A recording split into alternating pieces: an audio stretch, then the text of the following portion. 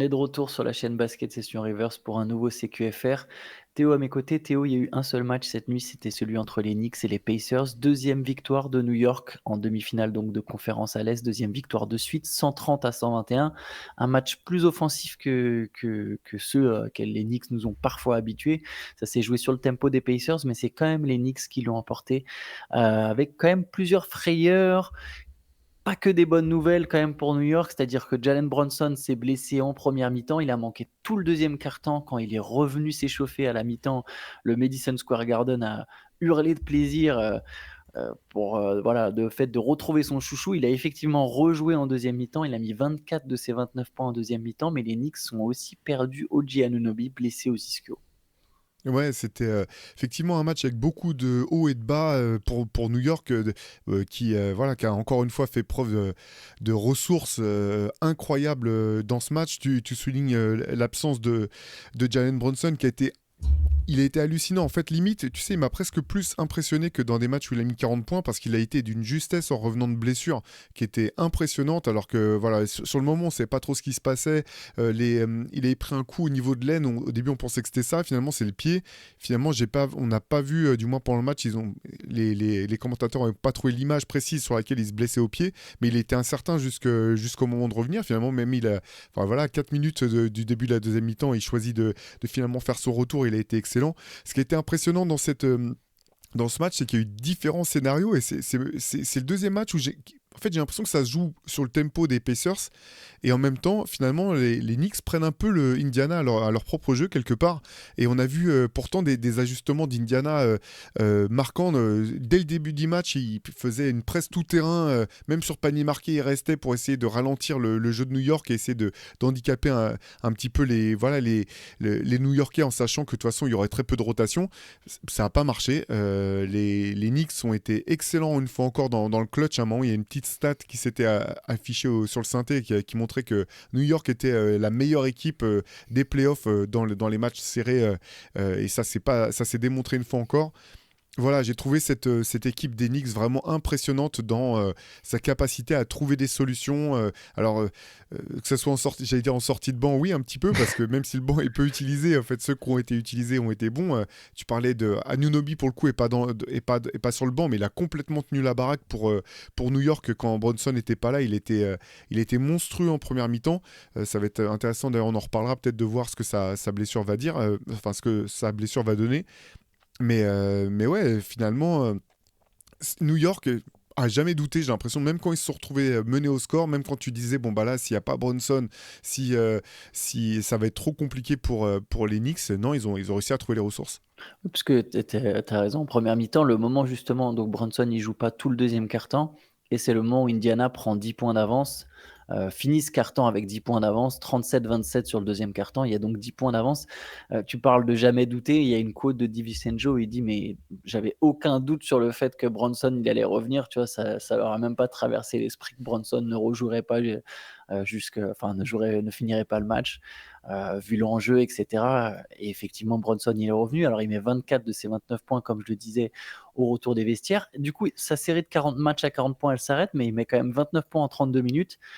Tu soulignais sa justesse. Il y a un autre joueur sur lequel j'ai envie de te lancer, c'est Isaiah Hartenstein, qui met 14 points, 12 rebonds, 8 passes. Hartenstein 5 sur 7 au tir. C'est vraiment un joueur qui s'est ultra affirmé cette saison. Et là, on l'a vu dans le Game 2, on a vu toute l'importance qu'il pouvait avoir. Ben ouais, c'est fou parce que tu sais, moi je le trouvais déjà très bon aux Clippers en fait, avant qu'il vienne à New York. Il était intéressant dans le jeu. Et puis là, par contre, bon, depuis le début des playoffs, il est très bon. Il a son petit hook main gauche. J'ai l'impression qu'il en a jamais raté un de sa vie et c'est impressionnant son efficacité là-dessus. Mais par contre, ce que j'imaginais pas quand même, c'était ses qualités de passeur. Et là, en fait, ce qui était hyper intéressant au moment où Brunson est obligé de quitter le terrain, c'est que les Knicks ont fait passer le jeu par lui. Et limite, tu sais, il jouait un petit peu avec les principes de la Princeton Offense de l'époque, un petit peu des Kings, où les ballons passaient par lui qui se mettait au poste haut, puis les autres joueurs faisaient des coupes dans le dos, ou des coupes au panier, ou ce qu'on appelle split action, là, quand t'as deux extérieurs qui se font un écran l'un pour l'autre, et puis soit il y en a un qui sort pour prendre un tir ou pour Anunoby est recevoir la balle. excellent sur ce genre de situation. Exactement, c'est exactement ça. Et les mecs de Villanova aussi, on connaît voilà, le principe des des secondes coupes de Jay Wright à Villanova, donc c'était parfait en fait, et il a été excellent, quoi. Il finit avec 8 passes décisives, c'est limite, je trouve, l'une des stats les plus impressionnantes du match. Hartenstein, il a vraiment brillé dans ce match. À la fin, il va chercher un énorme rebond. Tu parlais du fait que les Knicks ne doutent pas sur la fin, tu peux en citer plusieurs, en fait, des moments très forts. Il y a lui qui se jette sur un ballon, et finalement, ça touche le pied d'un Pacers à la dernière seconde, donc New York récupère une possession. Il y a Dante DiVincenzo à un moment qui est complètement dans le corner, qui sprint pour aller prendre un énorme rebond offensif et qui trouve Achiuwa sous le cercle. T'as Josh Hart qui met un 3 points qui casse un peu la confiance des Pacers sur la fin. Et puis Bronson qui a été ultra clutch une fois encore. Tu sens que sur la fin, il y a eu un enchaînement d'actions décisives de la part de différents joueurs en fait des Knicks qui était hyper intéressant. Et c'était finalement assez étonnant le moment où Bronson n'était pas sur le terrain. Alors même si New York était en difficulté au niveau du scoring, et je trouve qu'ils ont quand même trouvé le moyen d'animer le jeu en fait. C'est pas comme si tout était devenu mort tout d'un coup. Ils ont trouvé d'autres manières de jouer, de faire tourner la balle et de garder plusieurs joueurs en confiance ou plusieurs joueurs impliqués. J'ai trouvé que c'était hyper intéressant ce passage. J'aimerais juste parler un peu des Pacers et d'un joueur en particulier, c'est Tyrese Haliburton. Il avait fait un très mauvais premier match, enfin très discret en fait. C'est même pas juste que je l'ai trouvé mauvais, c'est que je l'ai trouvé discret. Et il avait mis que 6 points. Là, 34 points, 9 passes décisives, 3 interceptions. Le banc des Pacers a encore répondu présent. C'est plus Miles Turner dont la performance a pas été à la hauteur du Game 1. C'est 6 points, 3 sur 11. Et en tout cas, les Pacers continuent d'être proches à chaque fois. Ça peut même être presque frustrant. D'ailleurs, il y a eu de la frustration. Rick Carlisle s'est fait expulser pour 2 fautes techniques. Alors lui, il en veut beaucoup aux arbitres. Il en a encore parlé après le match. Mais ça peut être presque frustrant ou encourageant, ça dépend du point de vue que tu as ou de la mentalité que tu as, pour Indiana d'être mené 2-0 en ayant été 2 fois quand même très proche de gagner, quoi. Ouais, non, mais t'as raison. Ce qui est étonnant pour Haliburton, qui fait un énorme match, tu l'as dit, c'est que finalement, en temps réel, t'avais pas l'impression qu'il pesait tant que ça, en fait, alors que les joueurs du banc, notamment Obi Toppin et TJ McConnell, ont eu un impact énorme, en fait. Alors, c'est peut-être des questions de timing. Bien sûr qu'Indiana n'aurait pas été aussi compétitif si Haliburton n'avait pas fait un aussi gros match. Je dis pas que son apport a pas pesé, mais c'est vrai que dans les moments où où il y avait des petits breaks, notamment pour Indiana, on pouvait avoir le sentiment que c'était notamment l'apport du banc qui permettait ça. Pour la fébrilité de Carlisle, je comprends, et c'est ça qu'on n'en avait pas parlé quand on avait débriefé le premier match, mais les fans des Pacers et les Pacers avaient eu le sentiment de s'être fait un petit peu enfler par l'arbitrage à la fin, notamment, et voilà, il y a un ballon qui était censé avoir, est-ce qu'il a touché ou pas la jambe d'un Pacer. Ça avait beaucoup fait parler. Là, il y a une des fautes techniques que prend Carlisle, je la comprends pas vraiment en fait, parce qu'il y a vraiment une erreur d'arbitrage où sur la montée de balle, un arbitre pense que Isaiah Hartenstein a fait une reprise de dribble. Tu vois hyper clairement sur le ralenti que c'est pas le cas. Et en fait, ses autres collègues viennent le voir, annulent son coup de sifflet en fait, ce qui est la bonne décision, je pense. Et c'est là qu'il prend la première. Et là, là-dessus, j'ai un peu de mal à comprendre pourquoi. Cette action, en fait, où clairement, c'est une erreur d'arbitrage comme c'est le cas parfois. J'ai pas trop compris pourquoi cette action-là lui avait fait prendre sa première. Donc, tu donnes quand même un lancer franc sur la technique. Et puis, la deuxième, la deuxième, tu sens que c'est plié. Il veut vraiment remettre un coup de pression sur les arbitres en disant non, mais quand on va aller à Indiana, vous avez intérêt à inverser la tendance. Le public, il va vous attendre de près. Enfin, tu vois que c'est pour ça qu'il prend la deuxième. Mais ouais, bon, voilà, c'est toujours un peu compliqué de toute façon, ce genre de choses. T'as cité les lancers francs d'ailleurs, on peut parler brièvement des lancers francs. On a un de nos suiveurs, de nos auditeurs, Kikish, un fidèle de la Late Session, un later, qui avait d'ailleurs souligné ça sur le site Basket Session. Il a mis en avant le fait que les Pacers ont raté beaucoup de lancers francs. Enfin, ils en ont raté 7, ils ont shooté qu'à 58% au lancer. C'est vrai que ça peut être, dans une série serrée comme ça, c'est quelque chose qui peut faire la différence. Clairement, les Pacers de shooter à 58%, bon, ça pose problème si Siakam a manqué ses 2 lancers notamment. Faudra faire gaffe à ça, à bien être précis sur la ligne dans des matchs comme ça qui se jouent à peu de choses. C'est des détails importants. Ouais, non, c'est clair. Surtout face à une équipe, encore une fois, on l'a souligné, mais qu'est-ce qu'elle est dure à battre. Josh Hart fait un match monstrueux encore. 19 points, 15 rebonds, 7 passes, Josh Hart, en 48 voilà. minutes. Et il est évidemment pas sorti. Je voulais Énorme match. Et à la fin, c'est intéressant parce que pareil, sur la toute fin, en fait, Indiana décide de faire prise à 2 très tôt sur Bronson pour qu'il lâche la balle. Et ce qui est intéressant, c'est que derrière, les autres Knicks sont pas du tout attentistes. Pardon. Ils sont allés provoquer des choses ils ont forcé Indiana à être dans les rotations, et ça reste quand même la grosse, je trouve, faiblesse de cette équipe d'Indiana, c'est que dès qu'ils doivent rentrer dans les rotations, il y a souvent des gros Des décalages, erreurs, ouais. alors qu'ils ont des bons défenseurs sur l'homme, TJ McConnell, excellent, je pense Nembhard est pas mauvais, ouais, Exactement, il a été même très très bon. Mm. Voilà, enfin, ça veut pas dire que l'adversaire va rater, mais il a compliqué au maximum la vie de la vie ouais, de son vis-à-vis. Par contre, dès qu'ils sont dans les rotations, Indiana, il y a des écarts énormes. Ouais, ils ont un manque de rigueur collective en défense. Ça va demander du temps, mais au final, tu sens qu'il y a la possibilité avec Siakam, avec Nembhard, il y a la possibilité de construire une équipe vraiment compétitive, même en défense, en fait, ou du moins suffisamment correcte pour être compétitive en playoff. Il faut juste qu'il y ait une meilleure prise de conscience collective, ou peut-être plus d'entraînement de temps, tu vois, que ça va se construire dans le temps. Mais je suis d'accord avec toi, dès que tu fais tourner la balle, tu peux les ouvrir, créer des espaces et mettre des drives. Et ce que tu soulignes, c'est intéressant, ça me fait penser aux Mavericks, en fait. Où tu vois, quand il y a des prises à deux, là, à part enfin, les mecs restent dans le corner, tu vois, mais ça peut être intéressant. T'imagines un Josh Hart qui jouerait ou un Dante DiVincenzo qui jouerait aux Mavericks, c'est des mecs parfaits. Les Knicks sont vraiment des sacrés basketteurs, quoi. J'ai commencé par Indiana pour arriver jusqu'à New York, mais tu sais, des vrais joueurs de basket. Je sais pas si tu vois ce que je veux dire par Bah si. basket. Enfin, Et puis là, on en a fait beaucoup autour de ça, mais c'est vrai que c'est marquant quand même le côté les mecs de Villanova, parce qu'en fait c'était le fond de jeu en fait de leur fac. Ils ont joué ensemble, donc ils ont déjà en fait cette alchimie à être dans les coupes, couper dans le dos, aller au rebond offensif. Le fait que finalement il n'y a pas forcément un porteur de balle. Bien sûr que Jalen Brunson est le porteur de balle attitré de New York, mais ce que je veux dire, c'est que les autres sont capables aussi de créer. Dante DiVincenzo, il a été MOP du Final Four. Enfin, tu vois, il y a tout un tas de mecs qui ont été habitués à prendre leurs responsabilités et en même temps à jouer un rôle, en fait. Et c'est ça je pense, qui est kiffant pour les fans des Knicks, et là où ils reconnaissent un petit peu l'ADN de l'équipe qui certainement les a fait vibrer, ou du moins l'ADN du club. Même on peut remonter aux années 70, hein, où c'était une équipe qui jouait très collectif. c'était les Avec 54 ans du premier titre, au passage. Excuse-moi, Théo, je te coupe, mais. Non, mais t'as raison, avec le retour de Jalen Brunson, c'était aussi Mm. l'anniversaire du fameux retour de Willis Reed Mm. de blessure. Donc il y avait toute une symbolique qui était en place. Il y avait une ambiance de folie dans le Madison je trouve que les Knicks aussi, souvent, tu sais, on trouvait qu'avec James Dolan, c'était n'importe quoi, ils respectaient pas vraiment l'histoire du club. Là, il y a eu un effort conscient. À chaque match, il y a des anciennes légendes du club. Alors, hier, il y avait Bernard King, il y a même Stephen Marbury, Amar'e Stoudemire, des joueurs qu'on pesé dans l'histoire des Knicks, qui sont là au bord du terrain. Voilà, alors, pour Stephen Marbury, c'est plus, il a Ouais, pesé dans l'histoire de New York que dans l'histoire des Knicks, on est d'accord.